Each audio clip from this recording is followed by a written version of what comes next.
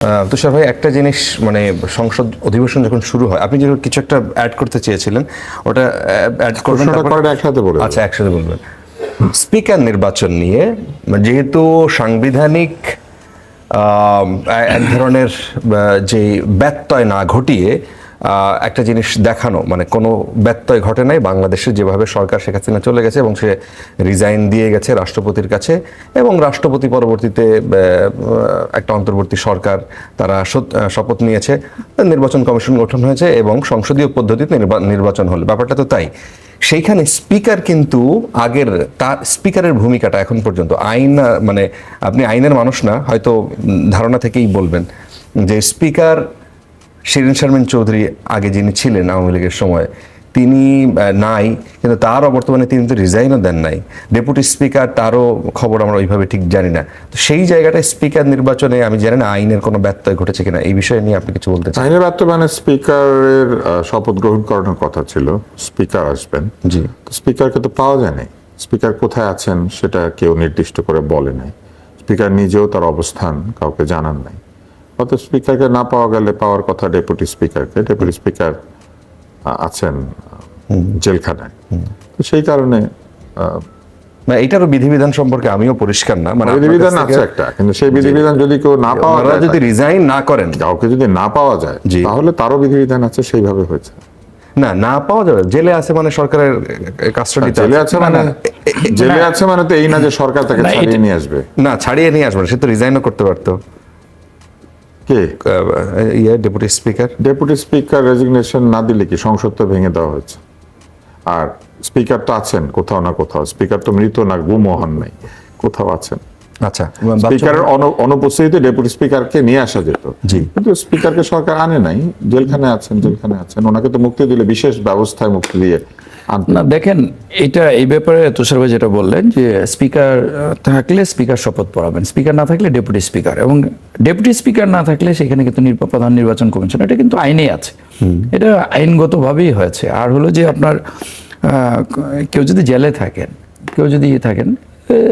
He is not existed, মানে তিনি নেই, তো এটা আনতে পারতেন আপনারা যদি চাইতেন, আপনারা আনেন নাই। না, এটা আপনার দেখেন আইন অনুযায়ী সুযোগ নাই, কারণ হলো সংসদ তো নেই, সংসদ তো এক্সিস্টিং না। নিয়ম হচ্ছে না থাকলেও স্পিকার তার পদে থাকেন। সংসদ তো আরেকটা সংসদ তো এক্সিস্টেড নাই না, কিন্তু না থাকে পরবর্তী সংসদ নির্বাচন, পরবর্তী সংসদ কার্যকর না হওয়া পর্যন্ত। আর জেলে থাকলে একজন, শুনেন, আপনি দেখেন স্পিকার একজন হয়ে পালিয়ে গেছেন, আরেকজন জেলে আছেন, সুতরাং তারা যে ফ্যাসিস্টদের নিয়োগপ্রাপ্ত, এবং সুতরাং তাদেরকে জামায়া ধরে আমি জেল থেকে এনে তার কাছে আমি শপথ নেব, এই আশাটা তো এটা দুরাশা ভাই। এই আলোচনাটাই তো এই আমি মনে করি যে এটা আসলে সাংবিধানিকভাবে আছে। স্পিকার, ডেপুটি স্পিকারের অ্যাবসেন্সে প্রধান নির্বাচন এখানে একদম ভালো হতো যদি পরিষ্কার আইনজ্ঞ কেউ থাকতেন। এখানে আমি একটু বলি, সেটা হচ্ছে ইস্যুটা তো শপথের না। যখন শপথ আমরা নিয়েছি তখন এই বিতর্কটা হয়নি। শপথ তো নিয়েছি আমরা এই 17 তারিখ, শপথ যখন নিয়েছি তখন কিন্তু ইস্যু হয়নি, কারণ শপথের যে ফরম্যাট ওইখানে আছে যে কাকে না পেলে কে পড়াবেন। তো স্পিকার, ডেপুটি স্পিকার নাই, নির্বাচন কমিশনার পড়িয়েছেন, ওটা ওকে। কিন্তু যেটা নিয়ে আলাপটা আমার মনে হয় আপনি তুলতে চেয়েছেন, সেটা হচ্ছে কে এই অধিবেশনটা কন্ডাক্ট করবেন। তো এই ইস্যুটাই যেটা হয়েছে এখানে হচ্ছে, ভাই হঠাৎ করে বললেন যে ওই জামায়া ধরে আমি কেমনে নিয়ে আসি, ফ্যাসিস্ট সময়ের নির্বাচিত। আমরা তো ওই একই লজিকের কথা বলেছি। আমরা বলছি যে এইটা যেমন আপনার কনস্টিটিউশনের ইস্যুর কে আপনি কি বলা যায় যে কনস্টিটিউশনে নাই, তারপরে আপনার মনে হয়েছে যে এটা এই সিচুয়েশনে দরকার।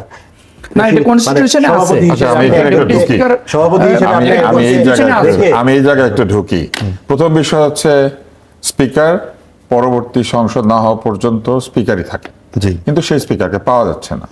ডেপুটি স্পিকার জেলখানে আছেন, তাকে মুক্তি দিতে গেলে বিশেষ ব্যবস্থায় মুক্তি দিয়ে নিয়ে এসে তার কাছে শপথ নিতে হতো। শুধু শপথ নেওয়ার জন্য সরকারি দল বা যে কোনো কর্তৃপক্ষই তাকে আনার প্রয়োজন অনুভব করেন নাই, কারণ তৃতীয় ধাপ তাদের হাতে আছে, প্রধান নির্বাচন কমিশনের, সেই জন্য সেটা নিয়ে ফেলেছেন। ফলে শপথের ইস্যুটা ওইখানে শেষ হয়েছে।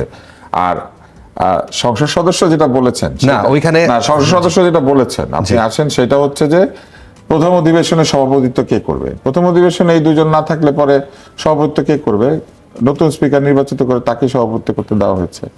হ্যাঁ, এতে কোনো অসুবিধা হয় নাই, কারণ স্পিকার নাই আর ডেপুটি স্পিকার জেলখানায়। একই কারণে, যে কারণে উনি শপথ গ্রহণের জন্য আসতে পারেন নাই, শপথ নেওয়ানোর জন্য, সে একই কারণে সভাপতিত্ব করতে আসতে পারেন নাই। এটা নিয়ে টেলিভিশনে জটিলতা তৈরি করলে টিআরপি বাড়ে, এছাড়া কিছু লাভ হয় না। কিন্তু অবশ্যই এই জায়গায় একটা স্ববিরোধী যুক্তি হয়েছে, সেটা হচ্ছে যে ফ্যাসিবাদ তাকে নির্বাচিত করেছে স্পিকার, সেই কারণে তাকে আনি নাই। তাহলে একই ঘটনা ঘটবে প্রেসিডেন্টের বেলায়, তাহলে প্রেসিডেন্ট কেন আসলো? এটা সে রাইটফুলি পয়েন্ট করেছে। কিন্তু এখানেও স্ববিরোধিতা হচ্ছে। তাদের দুজন উপদেষ্টা, একজন যিনি তাদের দলের সভাপতি, তিনি যখন শপথ নিয়েছিলেন সেদিন ফ্যাসিবাদের কাছে শপথ নিতে তাদের খারাপ লাগে নাই। সেদিন মনে হয়েছে শপথ নেওয়াইলে উনি ভালো। অথবা খারাপ লেগেছে না, খারাপ লাগলে সেদিন আপনার ঢুকেন না, ঢুকেন না, ঢুকেন না, এখন আপনি ঢুকেন না। আমি যখন শোনেন, দুইটাই পাবলিক স্পিয়ার। আপনি আসেন, আমাকে শেষ করতে দেন। আপনি তখন বলেছেন আপনি এখানে কথা বলেন না। প্রেসিডেন্ট যখনই কোনো কিছু করেন, এটা পাবলিক স্ফিয়ার, কেননা প্রেসিডেন্ট একজন পাবলিক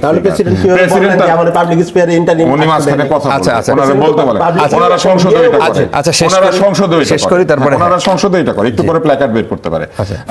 আসেন, আমরা নিয়ে আসেন, আসেন, আমরা কথা বলা যায় না। ওই দিন তো আমরা প্রথমে দেখি নাই, আমরা কথা বলি। না না, আমরা কথা বলি। সেটা হচ্ছে যে উনি যখন শপথ গ্রহণ করিয়েছেন, তখন ওনারা যেটা নিয়ে ব্যস্ত হয়েছিলেন সেটা হচ্ছে শপথের পিছনে বঙ্গবন্ধুর ছবি ঝুলবে নাকি ঝুলবে না, এটা নিয়ে তারা ব্যস্ত হয়েছিলেন। কিন্তু এটা তারা বলেন নাই যে আওয়ামী লীগের নির্বাচিত প্রেসিডেন্টের কাছে আমরা শপথ নিব না। ততক্ষণ পর্যন্ত উনি ভালো ছিলেন। 133টা অধ্যাদেশ জারি করা হয়েছে। ওই অধ্যাদেশগুলির মধ্যে যেহেতু অনেক ধরনের অধ্যাদেশ তাদের ইচ্ছা অনুযায়ী হয়েছে, প্রায় সবগুলাই, অতএব তারা সেখানেও বলেন নয় অবৈধ প্রেসিডেন্ট কেন অধ্যাদেশ সাইন করে। তার মধ্যে সবচেয়ে অধ্যাদেশ কোনটা? গণভোটের যে জুলাই আদেশ, সেটা কে সাইন করেছেন? প্রেসিডেন্ট। এই অবৈধ রাষ্ট্রপতি এত অবৈধ যে তাকে চেহারা পর্যন্ত তারা সহ্য করতে পারে না, সাইন করলে এটা সহ্য করে। ওই যে পঠিত হইলে ঠিক আছে, হ্যাঁ, না হলে ঠিক নাই। এইবার আসেন, উনি ওখানে ঢুকেছেন, জাতীয় সংগীতের সময় ওনারা যে দাঁড়ান নাই, হান্নান মাসুদ বলেছেন যে তারা শুনতে পান নাই। আমি ওইটাকে ধরে নিচ্ছি, কারণ হান্নান মাসুদ তো একজন অত্যন্ত গুরুত্বপূর্ণ নেতা। কিন্তু আপনি এই জায়গাটা চিন্তা করে দেখেন, তার অভিশংসন তারা চায়। অভিশংসনের যে নিয়ম আছে, সেই নিয়মের মধ্যে কোথায় আছে যে ওনার নির্বাচন পদ্ধতি নিয়ে আপত্তি থাকলে তাকে অভিশংসন করা যাবে? অভিশংসনের সুনির্দিষ্ট নিয়ম আছে, কেন কাউকে অভিশংসন করা যায়। আর অভিশংসন করতে ইচ্ছা করলে 2/3 সংখ্যাগরিষ্ঠতা পেয়ে আপনারা এসে অভিশংসন করে দিতেন, ইমপিচ করতেন। কিন্তু ইমপিচমেন্টের সময় তো বলতে হবে ওনাকে কেন অভিশংসন করা হচ্ছে। এবার তারা ধন্যবাদ, শুরুতে দেখেন আমাকে একটা উত্তর দিয়েছিলেন, ধন্যবাদ প্রস্তাবের নিয়ে আমরা আলোচনা করব। যে জিনিস আপনি শোনেন নাই, সেই জিনিসের ধন্যবাদ ঠিক হলো না ভুল হলো আপনি কিভাবে বুঝবেন? আমরা শুনি না, আমরা পড়েছি।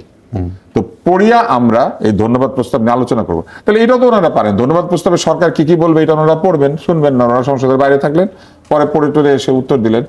মূল বিষয় হচ্ছে ধন্যবাদ প্রস্তাবটা কাকে? রাষ্ট্রপতিকে। কেন? ওনার ভাষণের জন্য। ওনার ভাষণটা কে তৈরি করে দিয়েছে? সরকার তৈরি করে দিয়েছে। সরকারের তৈরি করা ধন্যবাদ প্রস্তাব ভাষণে আবার সরকার ধন্যবাদও দেয়।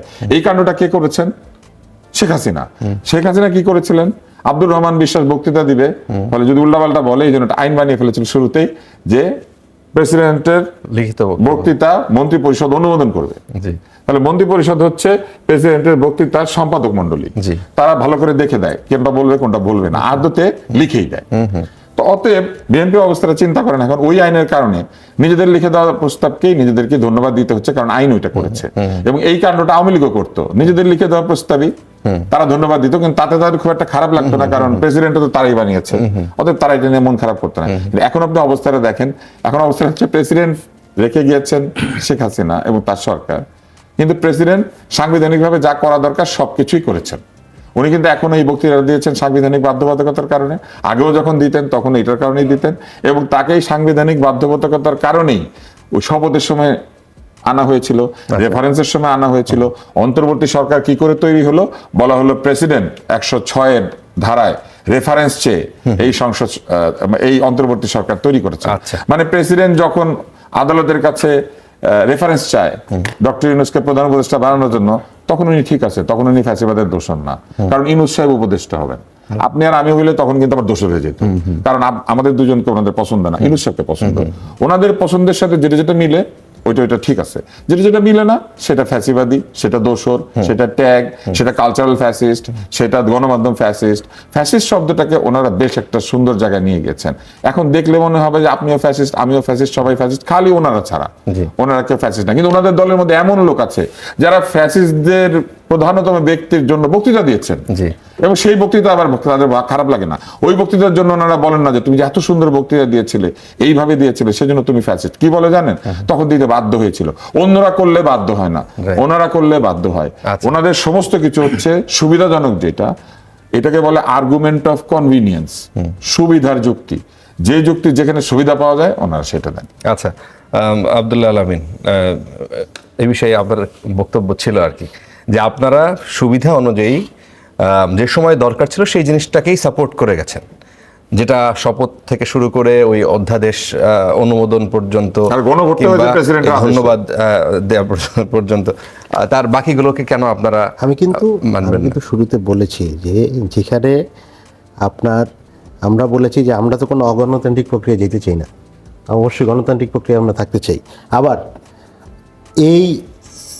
এই সংবিধানের যে গণতান্ত্রিক প্রক্রিয়া, আমরা কিন্তু এটাকেও কোশ্চেন করেছি। আমরা বলেছি যে এই সংবিধানটা পরিবর্তন হইতে হবে, কারণ এই যে মনে করেন এই সংবিধানে পুরো সংবিধান পরিবর্তন, না, পুরো সংবিধান না। আচ্ছা, আমরা ঐক্যমত কমিশনে আমাদের অনেক ফাইন্ডিং আছে, যেমন বিএনপি বলতেছে সর্বশক্তিমান আল্লাহর উপর আস্থা বিশ্বাস, এটা কিন্তু এই সংবিধানে নাই।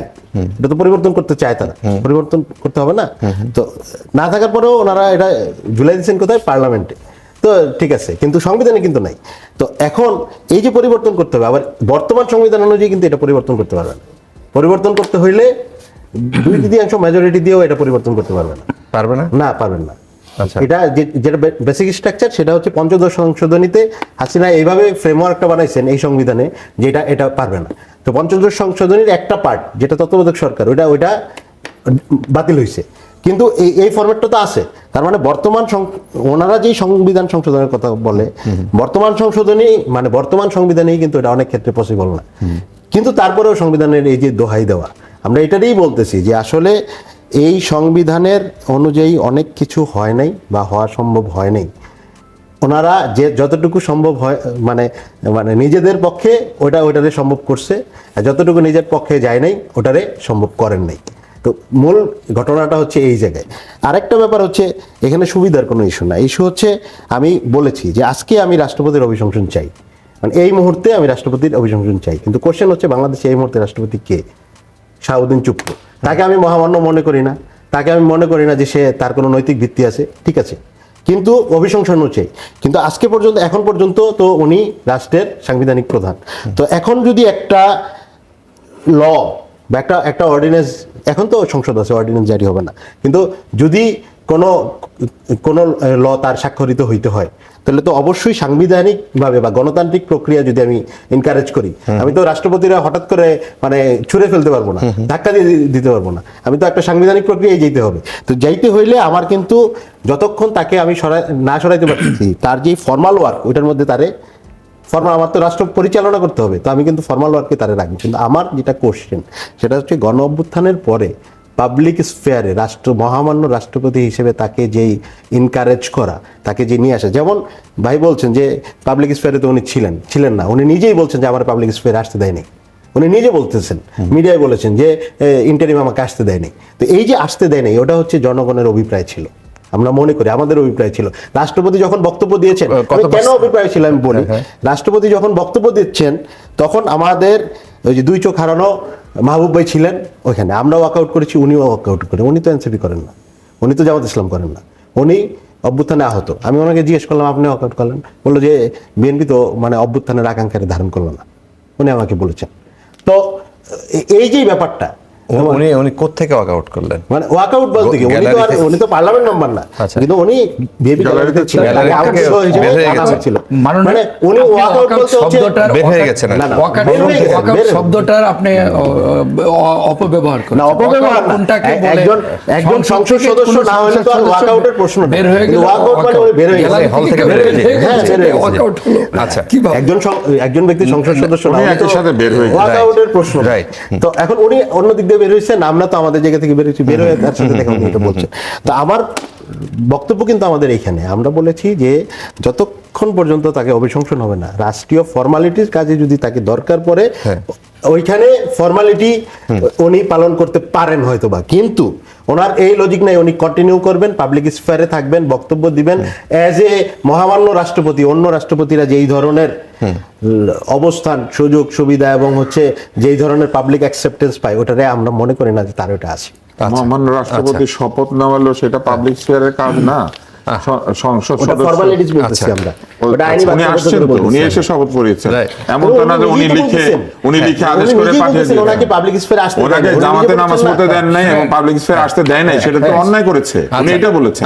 যেটা অন্যায় হয়েছে, বিএনপি সেটা ন্যায় করেছে, ওনাকে আসতে দিয়েছে। উনি তো বলেছেন অন্যায় হয়েছিল, ওনাকে নামাজ পড়তে দেয় নাই।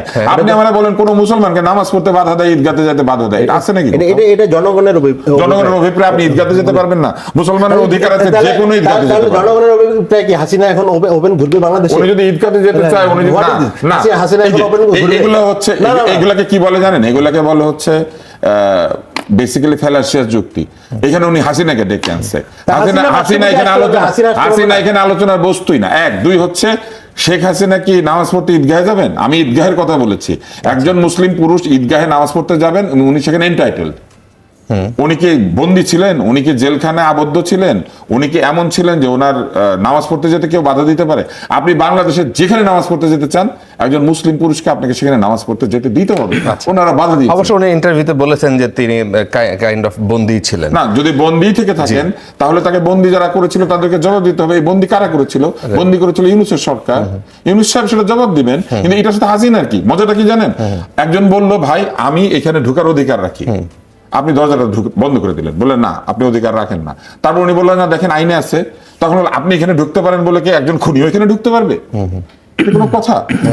মানে ওনার সাথে হাসিনার তুলনা কেন হবে? আচ্ছা, শেখ হাসিনা তুলনা হবে একই গভর্নমেন্টের প্রধানমন্ত্রী এবং রাষ্ট্রপতি। উনি প্রধানমন্ত্রী নাই, না না অবশ্যই একই গভর্নমেন্টের প্রধানমন্ত্রী ছিলেন, রাষ্ট্রপতি হয়েছেন। দেখেন এই ধরনের যুক্তি বুদ্ধি নিয়ে সংসদ পর্যন্ত লোকে যেতে পারছে।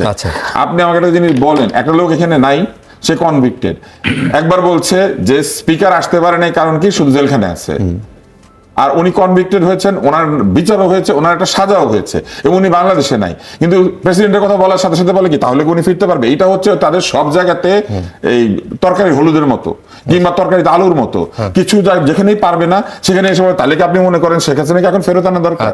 সব জায়গাতে এই কথাটা আসবে, সব জায়গাতে আসবে, তার মানে কি আপনি মনে করেন শেখ হাসিনা এখানে যেতে পারবে? আচ্ছা, আখতারুজ্জামান বাচ্চু, আপনি যেন কি যুক্ত করতে চেয়েছিলেন? তারপরে আমরা অন্য প্রশ্ন। দেখেন, এই জন্যই বাংলাদেশকে বলা হয় যে সম্ভব অসম্ভবের দেশ। দেখেন, আপনি আমার সাথে কথা বলতে চাইলেন, আমি আপনার কথা শুনতেই চাইলাম না, কিন্তু তারপর আবার আপনি আমাকে কি বলতে চাইলেন আরেকজন, আমি প্রস্তাব পাঠালাম আরেকজনকে দিয়ে যে আমি 50 ঘন্টা সেটা নিয়ে আলোচনা করব। বিষয়টা হাস্যকর হলো না? আমাদের বিরোধী দলীয় যারা সংসদ সদস্যবৃন্দ আছেন, ওনারা যে আচরণ করেছেন প্রথম দিন, একটা রং মেসেজ গেছে বাংলাদেশে। আসলে সেটা আসলে কাঙ্ক্ষিত না। তারপরে আবার মানে ওনারা 50 ঘন্টা আলোচনা করার প্রস্তাব দিচ্ছেন। তো যাই হোক, মানে আর ওনারা যদি সংবিধানে ধরেন রাষ্ট্রপতিকে ওনারা শপথ নিয়েছেন, ওনার সংসদ অধিবেশন ডেকেছেন, ওনার সবকিছু করেছেন, এর আগে ওনাদের উপদেষ্টারা শপথ নিয়েছেন, তখন সব ঠিক, এখন ব্যাঠিক। আচ্ছা ঠিক আছে ভাই, ব্যাঠিক হলে এখন তো সংসদ আছে, তখন তো সংসদ ছিল না। আপনারা সংসদ সদস্য হিসেবে শপথ নিয়েছেন, এই সংসদে সবকিছু আলোচনার কেন্দ্রবিন্দু সংসদ, নিশ্চয়ই স্বাধীন সার্বভৌম সংসদ। এই সংসদে আপনি সবকিছু আলোচনা করতে পারেন, আপনি আলোচনা করেন। আচ্ছা, আমাদের মাননীয় প্রধানমন্ত্রী তো বলেছেন যে আমরা এই সংসদটাকে সব আলোচনার কেন্দ্রবিন্দু বানাই, যে কোনো বিষয়ে আমরা বিরোধিতার স্বার্থে বিরোধিতা না করে আমরা সবাই গঠনমূলক আলোচনা করে, কনস্ট্রাকটিভ আলোচনা করে দেশটার যেটা যেভাবে ভালো হয় সেটা আমরা করি। আলাপ আলোচনার একটা সুযোগ ছিল। ওনারা যদি নোটিশ দিতেন, ওনারা যদি আলাপ করতে চাইতেন যে কোনো বিষয়ে, স্পিকার নিশ্চয়ই, যদি তারপর যদি স্পিকার ওনাদেরকে অনুমতি না দিত বা আলোচনার সুযোগ ওনারা যদি না পেতেন, তখন ওনারা এগুলি মানে করলে তাও একটা শোভা পেত। আচ্ছা, কিন্তু বিষয়টা হলো যে সব আমরা মানে সাংবিধানিক বা সংসদ। তুষার ভাইয়ের কাছে একই প্রশ্ন, যে এই জায়গায় আসলে সরকার এই যে ধরেন বিনা ভোটের সরকার বলতো অন্তর্বর্তী সরকারকে, কিংবা এই যে উত্তর সিটি কর্পোরেশনে এজাজ আহমেদের নিয়োগের কথা বললেন, সেইখানে ধরেন যে তাদের সময়টা চলে গেছে। এখন যারা আছে নতুন করে এই যে বিতর্ক উঠছে যে 42 জন প্রশাসককে জেলা প্রশাসনের নিয়োগ দেওয়া হলো, আবার অন্যান্য সিটি কর্পোরেশনের নিয়োগ দেওয়া হলো। এখন এখানে কি করা যেতে পারে? তার মানে বিএনপির হাতে এখন তাৎক্ষণিক কি সমাধান আছে? তাৎক্ষণিক আসলে সমাধান কিছুই ছিল না। প্রশাসক নিয়োগ দিতে গেলে তারা দুইভাবে নিয়োগ দিতে পারতেন। একটা হলো যে বিএনপি করেন না এরকম লোককেও দিতে পারতেন সমাজের বিভিন্ন অংশ থেকে। আর তারা যেটা করেছে, বিএনপি করেন না, জামাত করে না না না না, বিএনপি করেন না, কিন্তু এরকম মানুষ আছে না, এজাজ যেমন ধরেন, উনি তো এনসিপি করেন না, কিন্তু তাকে নিয়োগ দেওয়া হয়েছিল কারণ উনি পানি বিষয়ে অনেক জানেন। আচ্ছা, তো উনি যেহেতু পানি বিষয়ে অনেক জানেন, পরিবেশ নিয়ে কাজ করেন, সেই কারণে আপনি এই টিভি স্টেশনে মশার জন্য বসতে পারেন না। ওনার এলাকাতে একটা ছিল, মশা রীতিমতো নাক মুখ দিয়ে ঢুকে যায়। আমি একটা টিভি স্টেশনে গিয়েছিলাম একটু আগে এই এলাকাতেই, সেখানে গেস্ট এসে মশা মারছিলেন। আচ্ছা, হ্যাঁ, তো ভালো প্রশাসক। তো বিএনপি কি করবে? বিএনপি তাহলে এই দায়িত্ব কেন নিবে যে আপনাকে দিল আমাকে দিল, মনে করেন প্রশাসক, আমরা মশা মারতে পারলাম না, গালি খাবে বিএনপি। তার চেয়ে বিএনপি তার নিজের লোক দিয়েছে, মশা মারতে না পারলে বিএনপি গালি খাবে, আর যদি কাজ করতে পারে বিএনপি প্রশংসা পাবে। তারা সহজ কাজটা করেছে এবং এটাই রাজনৈতিক দল করবে, এটা আমাদের কোনো আপত্তি নাই। রাজনৈতিক দল যদি তার এফিশিয়েন্ট লোকজনকে দিয়ে কাজটা করিয়ে মানুষকে খুশি করতে পারে, করবে। আমার যেখানে প্রশ্ন আছে সেটা হলো যে এই লোকগুলো কি ভবিষ্যতে মেয়র ইলেকশন হলে সেখানে মেয়র ইলেকশন করবে? আমি মনে করি করা উচিত না। কেননা তারা কি করলো? তারা দলের সুবিধা কাজে লাগিয়ে মেয়র পদে বসে কাজ করে লোকজনকে দেখালো, দেখিয়ে সেই সুবিধা নিয়ে তারা মেয়র নির্বাচনে চলে গেল। তাহলে লেভেল প্লেইং ফিল্ড হলো না। কিন্তু তারা যদি আবার উল্টো যুক্তি দেয়, না, আরেকটা যুক্তিটা আপনি দিবেন, আরেকটা যুক্তি হচ্ছে কেন আমি এটা না করি, সেটা হচ্ছে মনে করেন তারা সেখানে গেলেন, নির্বাচনে দাঁড়ালেন, ভালো কাজ করলেও দাঁড়ালেন, না করলেও দাঁড়ালেন, কিন্তু তারা কি করলেন? তারা তখন কি অবস্থায় গেলেন? তারা তখন খলিল সাহেবের মতো হয়ে যাবেন, যে খলিল সাহেব অন্তর্বর্তী সরকারের মধ্যে ছিলেন, কিন্তু তিনি মাত্র 3 ঘন্টা আগে রিজাইন করে একটু পরে আবার তিনি পররাষ্ট্র মন্ত্রী হয়ে গেলেন, মানে মাঝখানে 3 ঘন্টার গ্যাপ। সেরকম নির্বাচনের মনে করেন 15 দিন বা 1 মাস আগে এরা পদত্যাগ করলেন, নির্বাচন করলেন, আবার ফেরত আসলেন, মানে মেয়রই ছিলেন মেয়রই হলেন। এরকম একটা অবস্থা তৈরি হবে, তখন কিন্তু একটা সমালোচনা হবে। এই সমালোচনা অযথা নেওয়ার দরকার কি? তার চেয়ে বিএনপি এটা প্রশাসক দিক, কোনো অসুবিধা নাই, কিন্তু তারা যদি ভবিষ্যতে কাউকে নির্বাচন করাবে বলে মনে করে, তাহলে তাদেরকে এখনই এই পদে না দিয়ে তাদেরকে নির্বাচনের জন্য প্রস্তুত থাকুক। তারা নির্বাচন করবে অন্য আরেকজনের সঙ্গে, এবং আমরা তাদের অতীত কর্মকাণ্ড বিবেচনা নিয়ে ভোট দিব অথবা দিব না।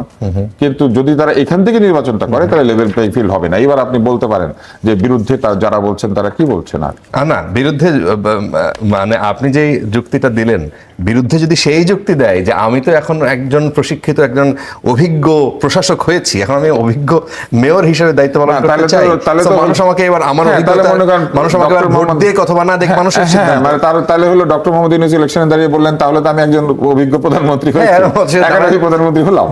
আমি এটাই বাধা দিতে চাই, আমি মনে করি যে এটা উচিত না। আচ্ছা, অনেক ধন্যবাদ।